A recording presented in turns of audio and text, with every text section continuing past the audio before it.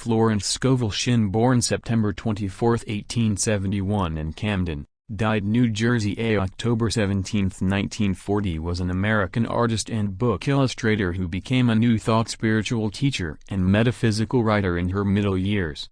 In New Thought circles, Shinn is best known for her first book, The Game of Life and How to Play It, 1925. She expressed her philosophy as, "The invisible forces are ever working for man who is always pulling the strings himself, though he does not know it." Owing to the vibratory power of words, whatever man voices, he begins to attract. The Game of Life, Florence Scovel Shinn. Early life. Florence Scovel was born in Camden, New Jersey, the daughter of Alden Courtland Scovel and Emily Hopkinson Scovel. Her great-great-grandfather, Francis Hopkinson, signed the Declaration of Independence and is the earliest documented American composer of song. She was educated in Philadelphia, where she attended the Pennsylvania Academy of the Fine Arts and there met her future husband, the artist Everett Shinn, 1876–1953. After marriage they moved into a studio apartment at 112 Waverly Place,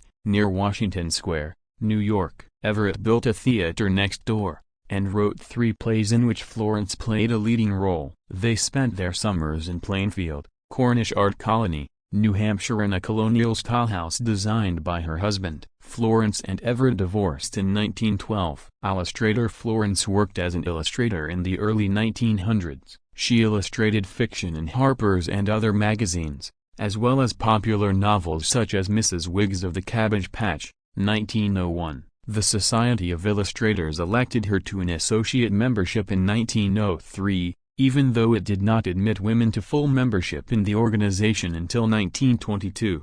An early biographical sketch of Florence Scovel Shinn as an illustrator offers insight into her later writings and attitude towards life. Her keen sense of humor crops out in every group, and the turn of a line gives a comical effect. The peculiar gift that Mrs. Shinn is endowed with is that she can draw the most pitiful little figures and yet infuse into the picture a happy, healthy atmosphere that impresses us with the worth and joy of living. Her characters are never caricatures, they are appealing and provoke the laughter that bears no malice. Writings and New Thought. Her metaphysical works began with her self-published The Game of Life and How to Play It in 1925. Your Word is Your Wand was published in 1928 and The Secret Door to Success in 1946. After her death another 2 works were published, The Power of the Spoken Word in 1945 by Shinn Press 12, and The Magic Path of Intuition. This last book was published by Louise Hay in 2013, who received from a rare books dealer a small,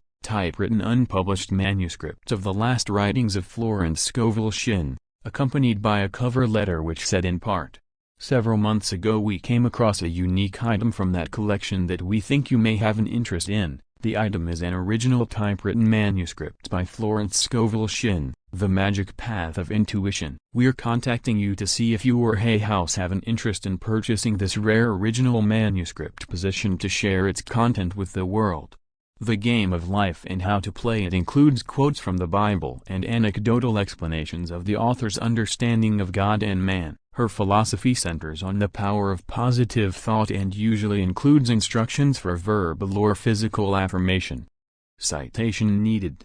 One example typical of Scovel Shinn's advice was, "It is safe to say that all sickness and unhappiness come from the violation of the law of love. A new commandment I give unto you, love one another." And in The Game of Life, love or goodwill takes every trick. Her advice is usually accompanied by a real-life anecdote. As for the above love one another advice, a woman I know, had, for years, an appearance of a terrible skin disease. The doctors told her it was incurable, and she was in despair. She was on the stage, and she feared she would soon have to give up her profession, and she had no other means of support. She, however, procured a good engagement, and on the opening night, made a great hit. She received flattering notices from the critics, and was joyful and elated. The next day she received a notice of dismissal. A man in the cast had been jealous of her success and had caused her to be sent away. She felt hatred and resentment taking complete possession of her,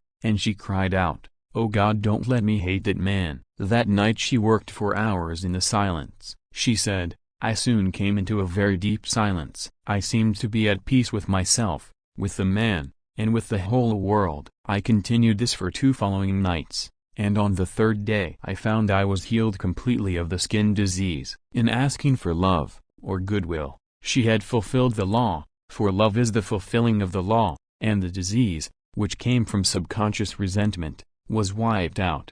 Her books Your Word is Your Wand and The Game of Life and How to Play It were released as audiobooks in 2014 and 2015, respectively, with narration by actress Hilary Hawkins. Citation needed. Your device for storing and future use offline.